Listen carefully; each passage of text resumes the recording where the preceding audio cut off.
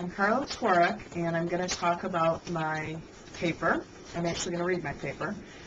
Conceptualizing motherhood, working as a cosmetologist, let alone myself, was something of a mystery to me.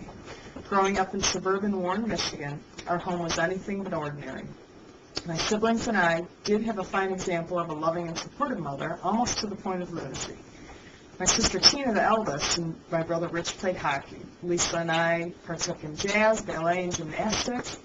Lisa and I could never quite figure out how to stop in those power skating lessons. This probably explains the many scars we still have. By the time an event was over, there wasn't an ear in the auditorium that didn't know us by first name. We managed to keep our heads held high among the smoke-filled concession rooms while the other kids laughed. We knew we had the love and support of our audacious but vibrant mother. As the youngest of four, when times were a bit tight in the 70s, my mother would often volunteer to perform necessary hair maintenance for us.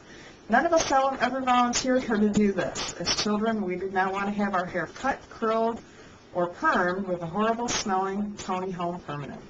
There were many times I would sit and ponder how the women in the professional salons could work in such an environment with unfriendly conditions, the sulfur-smelling perms, the gel, the endless amounts of ozone-killing hairspray. Not that I was wondering this about my own mother, because let me reassure you, our hair turned out anything but professional, or even beautiful for that matter. Most of the times we looked like bozo. In the category of effort, my mother would get an A+. When it came to the results of our hair not being frizzy, she bombed out. The whole aspect of the home perm and home color warranted pretty awful results in our home, and it continued on with my siblings and me for many years. It was about the 70s era that the women of modern-day suburbia, they thought they had to have chic-looking children with Shirley Temple hairstyles and matching tailored outfits.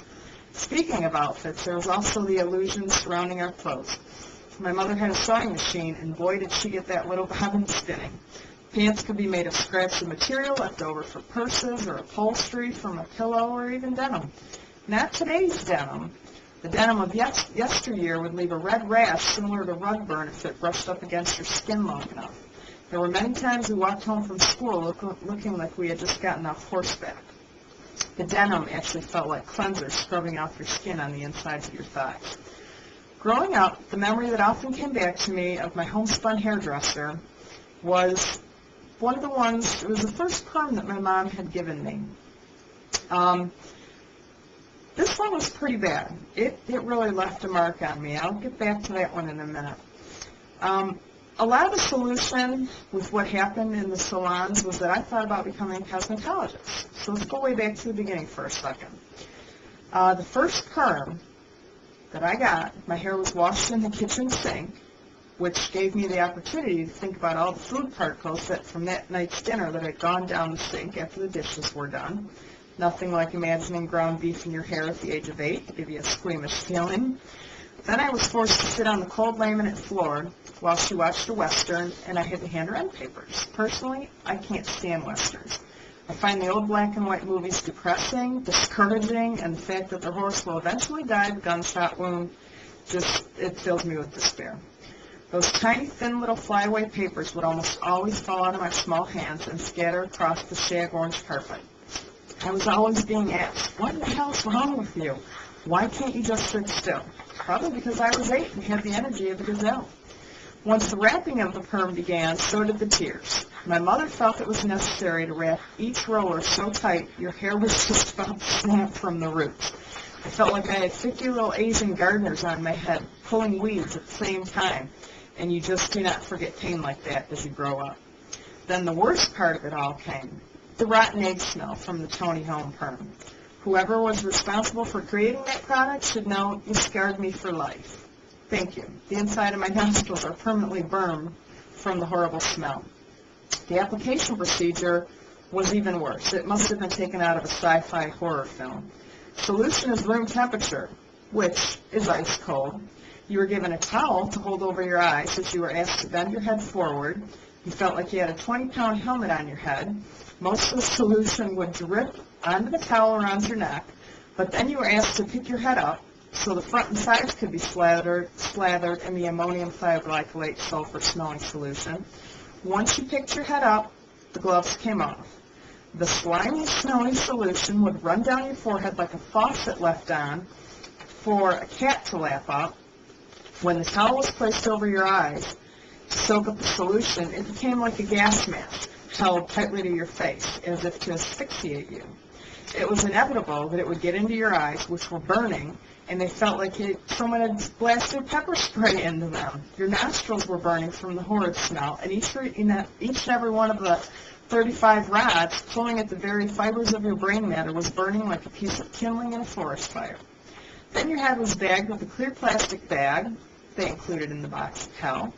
This bag would be wrapped like a tightly fitting glove around those pesky perm rods as it sizzled on your scalp. The solution continued to drip in all directions as if to inflict Chinese torture, with water dripping on an inmate's forehead while their hands were tied behind their back.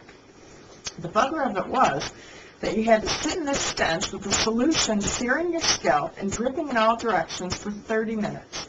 Those minutes on the KitchenAid timer seemed to go slower than the last 5 minutes of a school day. Once it was time to rinse your hair and rid yourself of this horrible aroma, it was back to the kitchen sink, filled with the remnants of dinner, and the drain stopper. Pretty gross. This was like being thrown inside a torture chamber, except you were right in your own home. We must rinse, rinse, rinse, was what my mother would say. After about 3 minutes of being hunched over the sink and getting a complete noseful of this rancid-smelling rotten eggs, you are now subject to the cold neutralizing solution.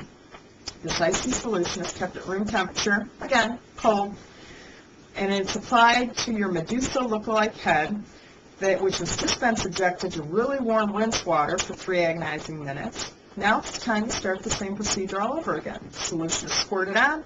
It drips in all directions from your seared scalp. The difference in this stage, however, is that there is absolutely no smell, and it does not burn your scalp in the slightest.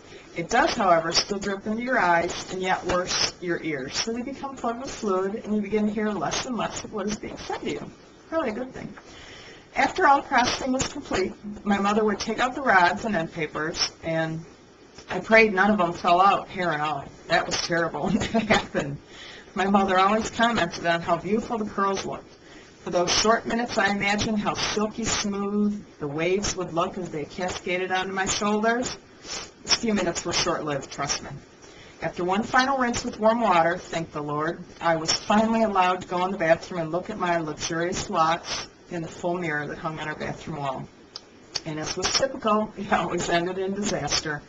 I looked like something right out of the Twilight Zone, like a really bad science experiment that had gone wrong and the electrical current had fried the ends of my hair when someone tried to, curl it. Kind of how it looks when you're trying to curl it with a curling iron.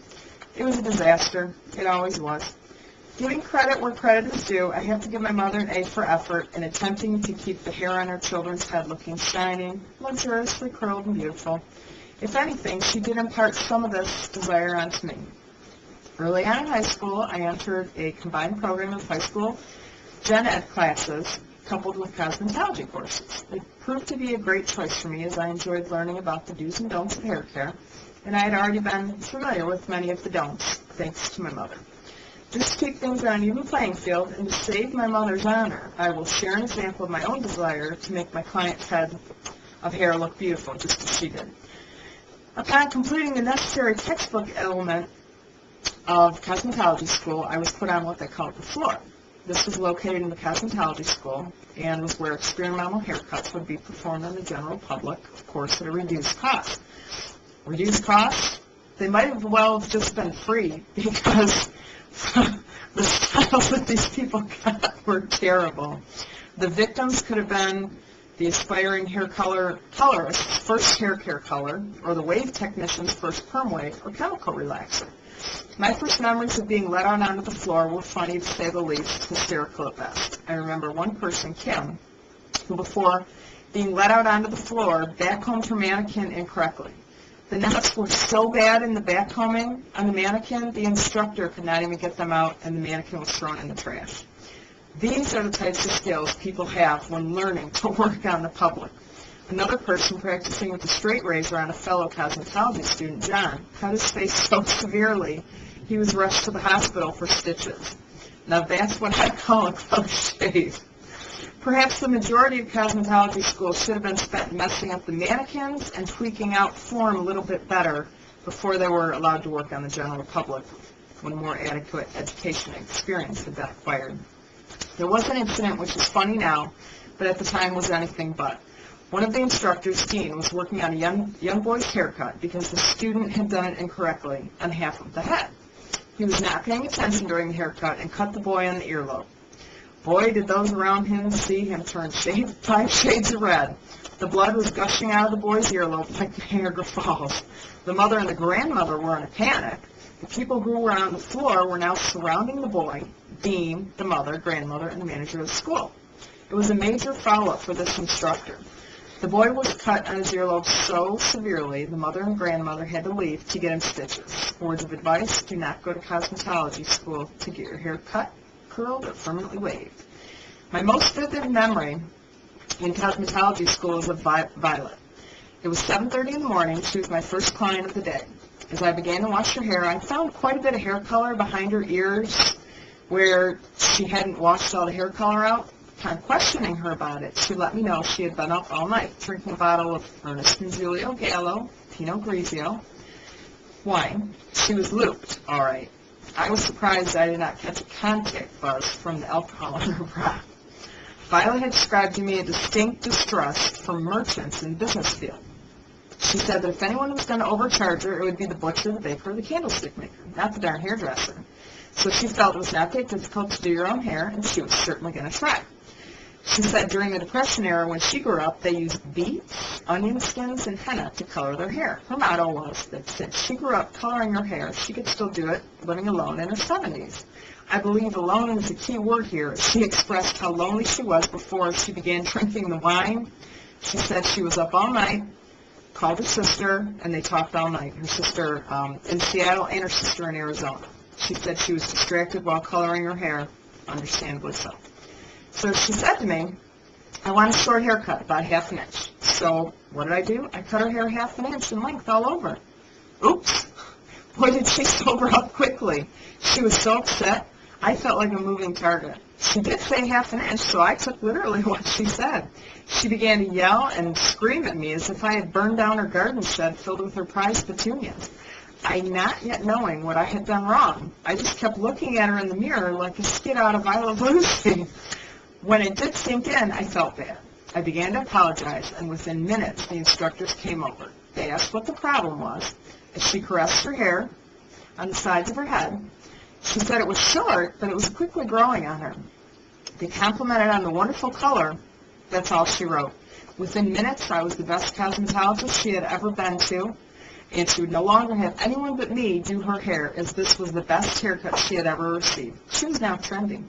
It was at that very moment that I realized what my mother attempted to do for us all those years was not quite that easy. I give my mother credit for her earnest attempts at grooming us in shabby chic. One needs to be gifted in psychology, communication, and artistry, and have high-quality products to work with to make a good cosmetologist. Thank you.